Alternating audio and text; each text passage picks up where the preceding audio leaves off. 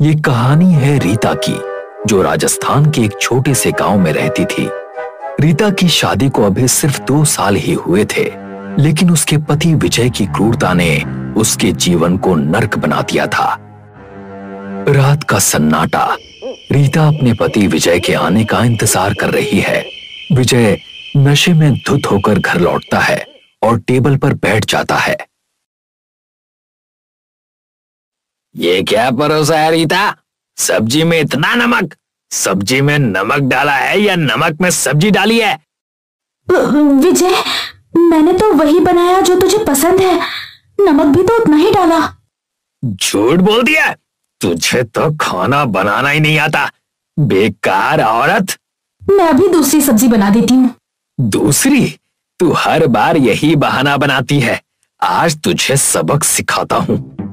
विजय गुस्से में रीता पर ग्लास फेंकता है। ग्लास रीता के सिर से टकराता है और खून की धार बहने लगती है। विजय हाथ में डंडा उठाकर चिल्लाता है, आज तुझे मैं जिंदा नहीं छोड़ूंगा। रीता रोते हुए घर से भागती है। विजय नशे में लड़खड़ाता हुआ उसके पीछे दौड़ता है। देखते ही देखते रीता अंधेरे में ओझल हो जाती है। गांव से दूर एक सुनसान जंगल में बावड़ी के पास तांत्रिक बुढ़िया तारामती बैठी है। वो तंत्र साधना कर रही है। चारों तरफ अंधेरा और सन्नाटा है। तभी उसे किसी औरत के सिसकने की आवाज सुनाई देती है। ये कैसी आवाज आ रही है? जिधर से सिसकियों की आवाज आ रही है, तारामती उधर चल पड़ती है। झाड़ियों में उसे कोई बैठा दिखाई देता है। पास जाने पर पता चलता है कि वो रीता है, जो रो रही है। कौन हो तुम? इतनी रात गए इस जंगल में क्या कर रही हो? मेरा नाम रीता है। मैं पास के गांव से हूँ। यहाँ झाड़ियों में अपने पति से छुपी हूँ। पर क्यों? मेरा पति विजय एक ठेकेदार है, लेकिन वो रोज नशे में घर लौटता है, मेरे साथ मारपीट करता है, गालियां देता है। आज तो उसने मुझे जान से मारने की कोशिश भी की। वो मुझे मार डालेगा। मेरे रहते वो तुम्हें नहीं मार सकता। बेटी, कल करवा चौथ है। ये व्रत पतियों की उम्र लंबी करने के लिए होता है, लेकिन अगर इरादा उल्टा हो तो तुम उसकी मौत भी बुला सकती हो। क्या? लेकिन कैसे? तुम कल तैयार रहना। मैं करवा चौथ के दिन खुद तंत्र साधना करने तुम्हारे घर आऊंगी।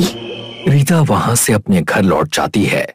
सुबह का समय है, लेकिन हवा में सन्नाटा है। विजय ऑफिस जाने के लिए तैयार हो रहा है। सामने रीता खड़ी है। तुम सुधर जाओ, वरना किसी दिन मेरे हाथों मारी जाओगी।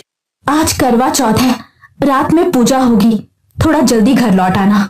ठीक है। विजय ऑफिस के लिए निकल जाता है। करवा चौथ का दिन है। रीता 16 श्रृंगार करती है, लेकिन उसके चेहरे पर सजावट की जगह नफरत की आग धधक रही है। वो तारामती के आने का इंतजार करती है। तभी दरवाजे की घंटी बजती है। रीता दरवाजा खोलती है तो सामने तारामती खड़ी है। तैयारी पूरी कर ली है ना? हाँ। रीता अपनी अलमारी से खून, हड्डियां और शमशान की राख निकालकर तारामती को देती है। तारामती एक काल चक्र बनाती है। रीता, इस काल चक्र में बैठ जाओ। मैं तुम्हें आज ऐसी सिद्धि दूंगी जिससे रक्त बेताल तुम्हारे वश में हो जाएगा। तारामती और रीता दोनों तंत्र साधना में बैठ जाती हैं। तारामती सामने अग्नि जलाती है और एक छलनी रखती है। छलनी में एक काला पत्थर रखा जाता है। रक्त वेतालाय नमः। शमशान चिता ज्वाला तमसी रात्रि सन्नादती। रीता तंत्र साधना में डूब चुकी है। तभी दरवाजे की घंटी बजती है। रीता डर जाती है। अब कौन आ गया? अगर किसी ने ये देख लिया तो मैं क्या बोलूंगी? रीता डरते डरते दरवाजा खोलती है। सामने विजय खड़ा है। उसे देखकर रीता सहम जाती है। अरे, मैं अपना फोन भूल गया था। विजय जैसे ही फोन लेने अंदर जाता है, वो देखता है कि तारामती बैठी है और घर में तंत्र साधना चल रही है। ये क्या चल रहा है मेरे घर में? तुम्हारी लंबी उम्र के लिए साधना करवा रही हूँ। लेकिन पहले तो करवा चौथ में कभी ऐसा नहीं किया। ये साधना जो मैं कर रही हूँ, ये शादी के तीसरे साल ही संभव है। पूजा के लिए शाम को जल्दी लौटना। ठीक है, मैं शाम को 7 बजे तक लौट आऊंगा। विजय घर से निकल जाता है। उसे नहीं पता कि ये साधना उसकी उम्र बढ़ाने के लिए नहीं, बल्कि उसकी मौत का आह्वान करने के लिए हो रही है। तारामती और रीता तंत्र साधना जारी रखती हैं। रक्त वेतालाय नमः, शमशान चिता ज्वाला, तमसी रात्रि सनादती। तारामती जो मंत्र पढ़ती है, रीता उसे दोहराती है। तभी सूर्यास्त के समय एक बेताल धीरे धीरे रीता के पीछे प्रकट हो जाता है। ये रक्त बेताल है, ये आज से तुम्हारे वश में होगा। तुम्हारा कहा हर बात मानेगा। इसके रहते तुम्हारा पति तुम्हें सता नहीं पाएगा। तारामती छलनी उठाती है और उस पर रक्त लगाती है। ये छलनी लो। आज रात जब तुम इस छलनी से अपने पति को देखोगी, तो ये रक्त वेताल तुम्हारे पति के अंदर प्रवेश कर जाएगा और धीरे धीरे उसे खत्म कर देगा। तारामती रीता को छलनी देकर वहां से चली जाती है। रात का वक्त है। रीता पूजा के लिए तैयार बैठी है, अपने पति का इंतजार कर रही है। पूरे दिन से भूखी प्यासी है और मन में सिर्फ एक ख्याल, आज रात सब कुछ खत्म कर देना है।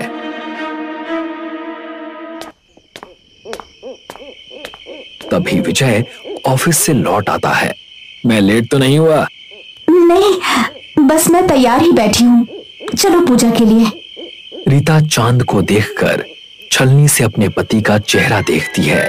जैसे ही रीता छलनी से विजय का चेहरा देखती है, बेताल विजय के अंदर प्रवेश कर जाता है। विजय देखता है कि आसमान में चांद की जगह एक लाल गोला चमक रहा है, जैसे कोई आग का गोला हो। विजय की आंखें उलट जाती हैं और वो नीचे गिर पड़ता है। अरे विजय को क्या हो गया? क्या हो गया आपको? उठिए। रीता विजय के चेहरे पर पानी के छींटे मारती है। विजय की आंखें खुलती हैं, लेकिन अब उसकी आंखें इंसानी नहीं हैं। उसकी पुतलियां काली हो चुकी हैं। उसकी आंखों का सफेद हिस्सा काला हो चुका है। उसके मुंह से काला धुआं निकल रहा है। ये देखकर विजय के पापा कमलदास डर जाते हैं। ये क्या हो गया मेरे विजय को?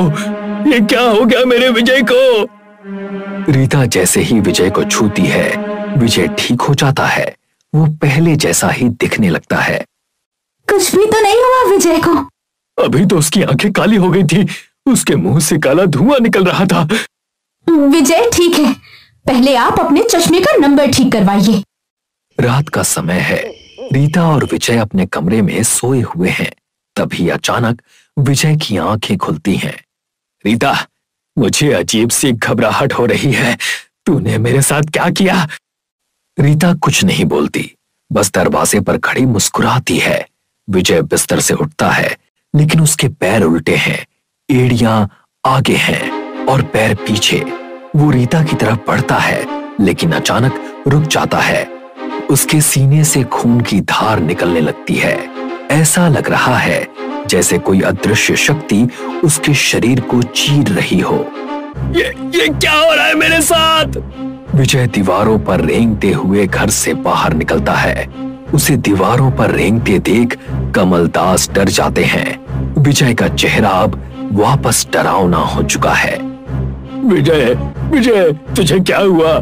तेरे शरीर से इतना खून कैसे निकल रहा है? कमलदास विजय को लेकर अस्पताल जाते हैं। विजय के पूरे शरीर से खून टपक रहा है। उसकी आंखें पूरी तरह काली हो चुकी हैं। वो बार बार डरावनी हंसी हंस रहा है।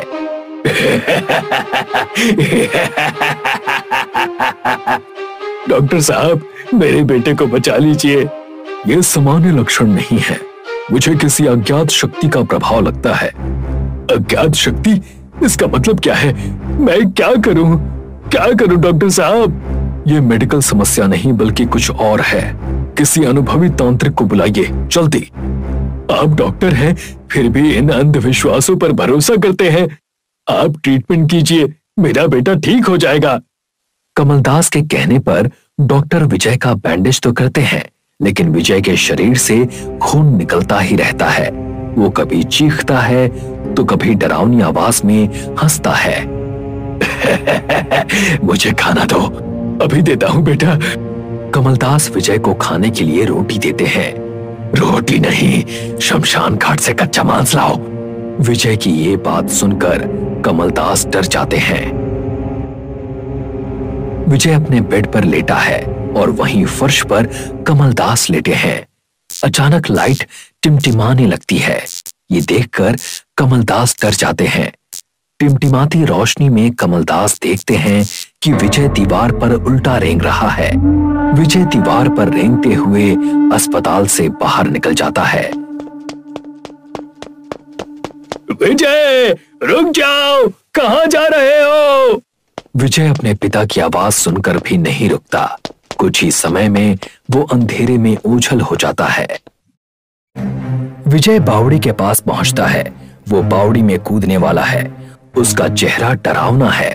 उसकी आंखें पूरी तरह काली हैं और उसके शरीर से खून टपक रहा है। रीता कुछ दूर खड़ी मुस्कुरा रही है। विजय बबरी में छलांग लगा देता है और मर जाता है। जैसे ही विजय मरता है, उसके शरीर से बेताल बाहर निकलता है और रीता के पास आता है। अब मेरा काम हो गया, आज से तुम आजाद हो। लेकिन मैं तुझे छोड़कर कहां जाऊंगा? आज से तुम सिर्फ मेरी हो। अब तक मैं तुम्हारा कहा मानता था, लेकिन अब तुम मेरा कहा मानोगी? नहीं, नहीं, नहीं।